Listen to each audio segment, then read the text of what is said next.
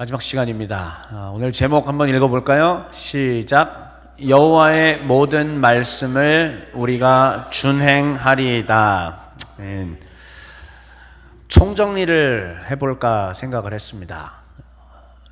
하나하나 다시 한번 법이 어떤 내용이었는지 복습을 해볼까 생각도 했습니다. 그런데 원래 23장이라고 하는 범위 내에서 다 끝내려고 생각을 했는데, 그래도 제가 전체적인 것을 살펴보았을 때 24장에서 매듭을 짓는 것이 가장 바람직하다라는 생각을 하게 되었습니다.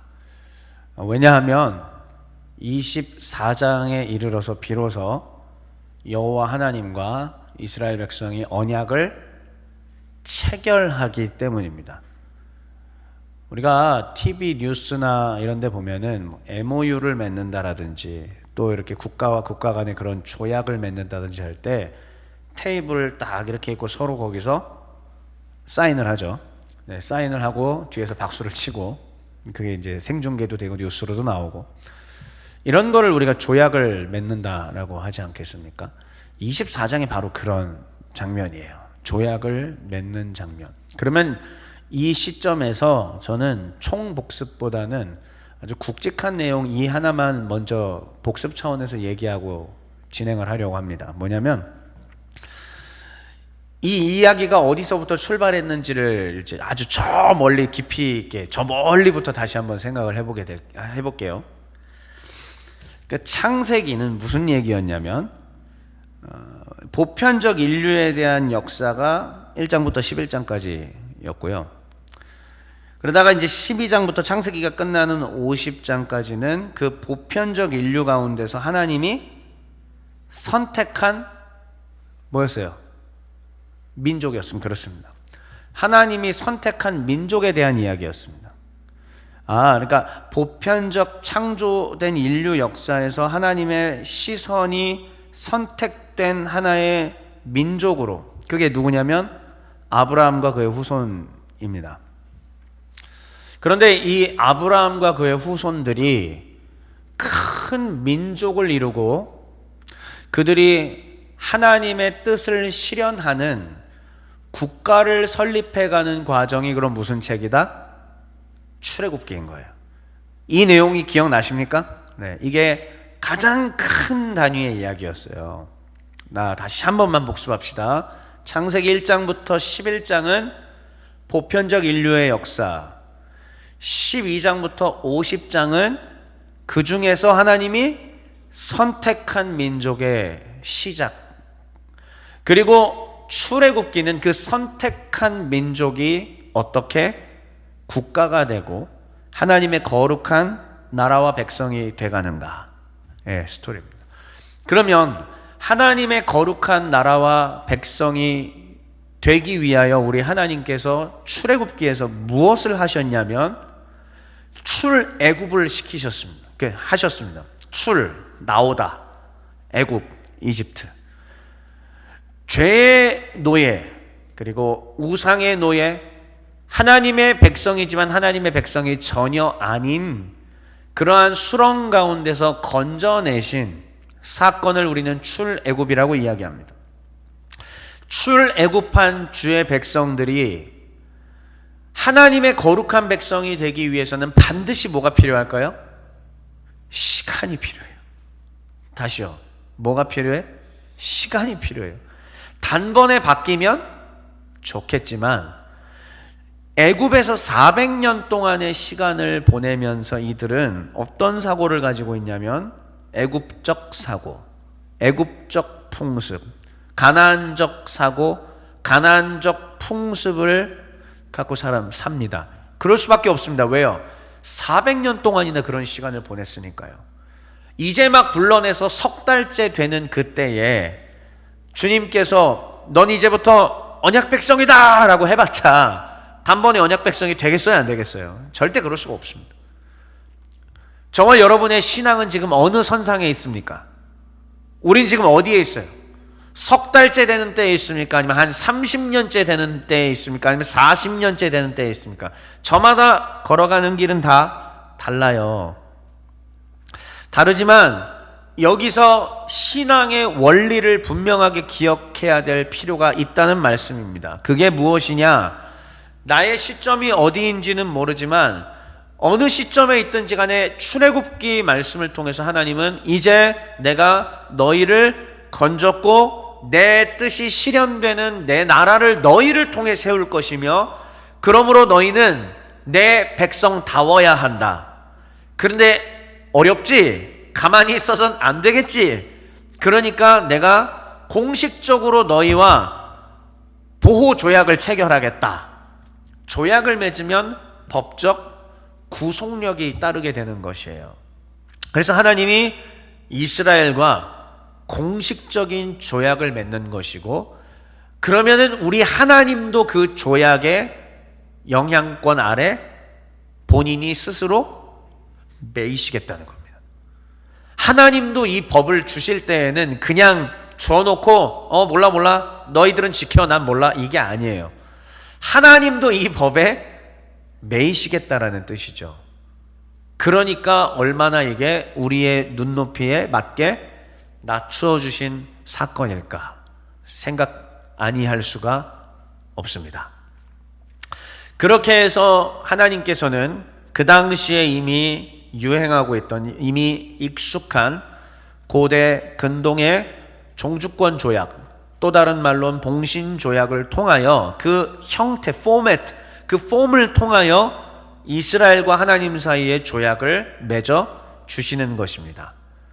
그리고 여러분들은 분명히 기억할 거예요. 19장에서 조약을 맺겠다라고 하나님이 선언하셨고, 그리고 전체 법률 안에 요약본이 뭐라고 그랬죠? 헌장이라고 이야기했습니다. 네, 정확히 기억하고 계십니다. 그 헌장을 요약본으로 주신다고 얘기했습니다. 그래서 우리는 출애굽기 20장의 그 헌장을 뭐라고 불러요? 세 글자로 십계명이라고 부릅니다. 십계명은 그 요약본인 헌장이고요. 그러면 이 헌장에 더 복잡한, 더 확대된 최종 법률안이 그 이후에 나오게 된다는 것입니다. 그 법률안을 우리가 지금 3개월 동안 배운 거예요. 그러면 이제 자연스럽게 법률의 선언까지 됐습니다. 그 다음 단계는 뭘까요?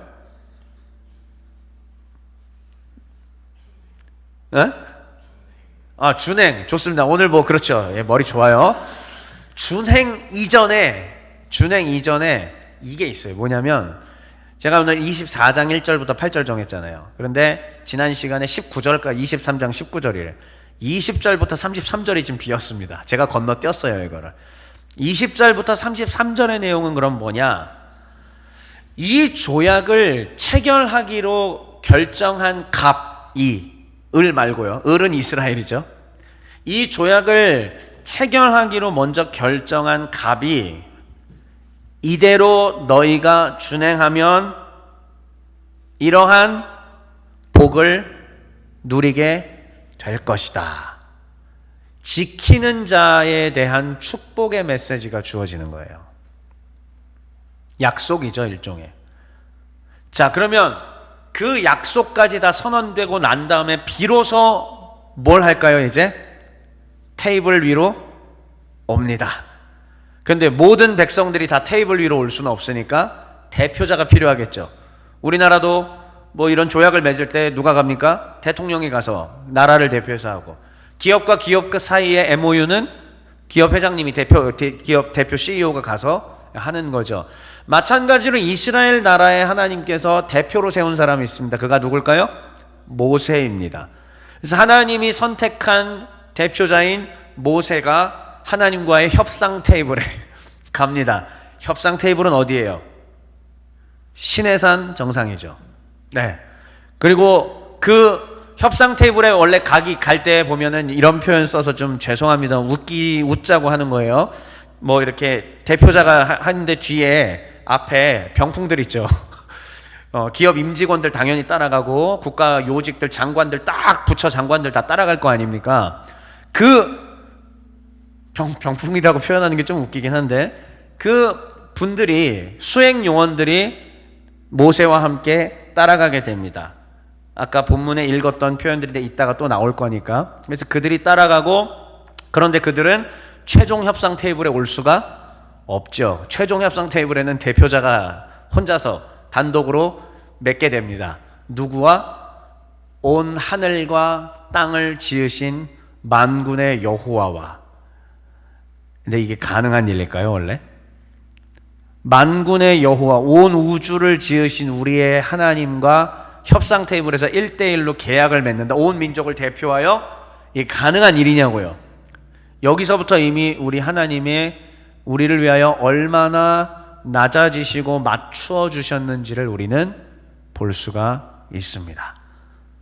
성경의 역사는 사실 하나님이 우리를 계속 맞추어 주시는 역사입니다. 못나고 부족하고 죄짓고 타락하고 악하고 이러한 우리에게 찾아와서 또다시 눈높이를 슉 낮춰주셔서 우리에게 맞추어 주시는 하나님의 은혜의 역사인 거죠. 그러므로 이제 이 조약에 대한 내용이 모세와 조약을 맺고 이 조약을 맺은 내용이 백성들에게 공포가 되는, 그게 바로 오늘 본문입니다. 그래서 우리는 이것을 가리켜서 총체적으로 뭐라고 부르냐면, 따라할게요. 언약 체결식. 그렇습니다. 여기서 하나님과 이스라엘 백성들이 언약을 체결하게 되고 그 체결한 내용들을 백성들 앞에서 조항을 선포하는 거죠. 그러면 우리가 읽은 언약법전, 우리가 배운 언약법전은 바로 그 자리에서 백성들에게 선포한 하나님의 법률이다 라는 얘기입니다. 그리고 오늘 제목, 백성들은 뭐라고 얘기해요? 같이 다시 한번 제목 읽을게요. 시작. 여호와의 모든 말씀을 우리가 준행하리라. 그렇습니다. 아멘. 이제 이 내용을, 언약 체결식을 빠르게 본문을 다시 한번 하나씩 보고 넘어가시죠.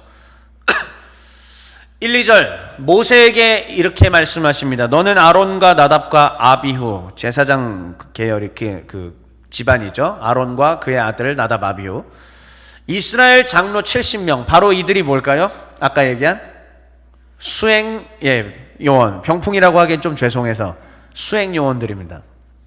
아론과 나답과 아비후와 70명의 장로 수행 요원들이 함께 여호와께로 올라가서 하나님 앞에 경배는 하는데, 근데 그 다음 조약 현장에는 못 갑니다. 누구만? 테이블에는 모세만.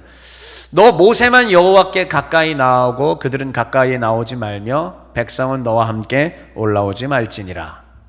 모세가 와서 여호와의 모든 말씀 그리고 그의 모든 율례를 백성에게 전합니다. 그리고 그랬을 때 그들이 한 목소리로 이렇게 반응하는 것이죠. 노란색 부분 다시 한번 큰 소리로 시작.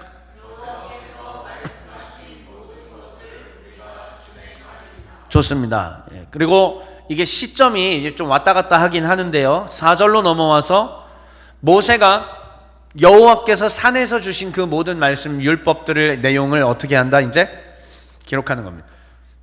모세가 여호와의 모든 말씀을 기록하고 이른 아침에 일어나 산 아래에 제단을 쌓고 이스라엘 12지파대로 12기둥을 세웁니다.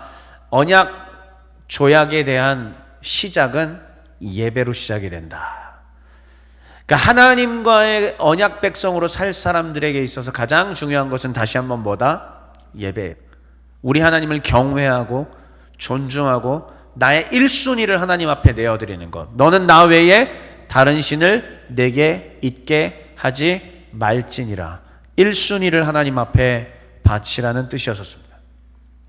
12기둥을 세우고 이스라엘 자손의 청년들을 보내어 여호와께 소로 번제와 화목제 즉 제사 예배를 드리게 됩니다. 그리고 이 언약 체결식의 마지막 클라이막스 하이라이트 6, 7, 8절 모세가 피를 가지고, 자, 짐승을 잡았잖아요. 소를 잡았으니까 피가 나올 거 아닙니까? 피를 가지고 절반은 양푼에 담고 절반은 제단에 뿌립니다. 그리고 언약서를 가져오고 백성에게 낭독하여 듣게 해주고, 우리 지난번에 배웠던 느헤미야가 떠오르지 않습니까? 너무 비슷하죠? 그리고 백성들이 이제 이 법전을 다 듣고 나서 여호와의 명령과 규례가 뭔지 그 뜻을 모세가 풀어서 설명했을 겁니다. 확인한 이후에 이들이 이렇게 얘기합니다. 다시 한번 시작. 그렇습니다. 그리고 모세가 그 피를 가지고 백성에게 직접 뿌립니다. 이게 마지막 클라이막스예요. 언약식이. 피를 백성에게 뿌리며 이르되 이는 여호와께서 이 모든 말씀에 대하여 너희와 세우신 언약의 피다. 무슨 피? 언약의 피입니다. 언약의 피니라. 오늘 우리는 종려주의를 맞이했습니다. 그리고 예수 그리스도께서는 이 고난의 한 주간, 거룩의 한 주간 가운데 십자가를 준비하시고 십자가의 제물이 되실 것입니다. 마지막 6월절 만찬을 나누던 그때를 떠올리지 않을 수가 없습니다. 마태복음 26장 28절은 이렇게 말하고 있습니다. 이것은 죄사함을 얻게 하려고 많은 사람을 위하여 흘리는 바 나의 피, 곧 무슨 피요?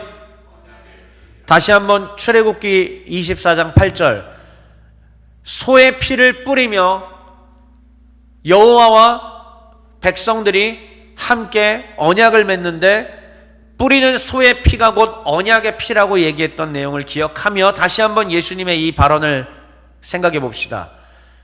이 피는 내 피다. 소의 피가 아니다. 더 이상 짐승의 피가 아니라 이제는 나의 피로 많은 사람을 위하여 흘리니 내 피, 곧 언약의 피다. 그럼 이 언약의 피는 무엇일까? 하나님과 교회를 서로 언약 가운데 하나가 되게 해주는 거룩한 언약 약속의 피라는 말씀이시죠. 언약법전의 이 내용이 언약 체결식을 통하여 클라이막스로 이루어지는데 거기에서 빠지지 않았던 건 바로 피였습니다. 그냥 피가 아니라 언약의 피. 그럼 이것은 무엇을 상징할 것인가? 하나님께서 인류를 구원하시기 위하여 아들을 보내시고 아들 예수 그리스도를 통하여 우리의 죄를 사하시고 우리를 교회 사무사, 자녀 사무사, 언약 백성 사무사, 주의 나라와 영광과 복음을 위하여 살게 하시겠노라는 하나님의 의지가 이 언약 법전 수천 년 전 예수 탄생하시기도 한참 전에 이미 선언이 되었던 것입니다. 옛 언약이 신의 산에서 소의 피로 확정되었습니다. 그리고 이제 새 언약은 아들 예수 그리스도의 피로 확정되게 되는 것입니다.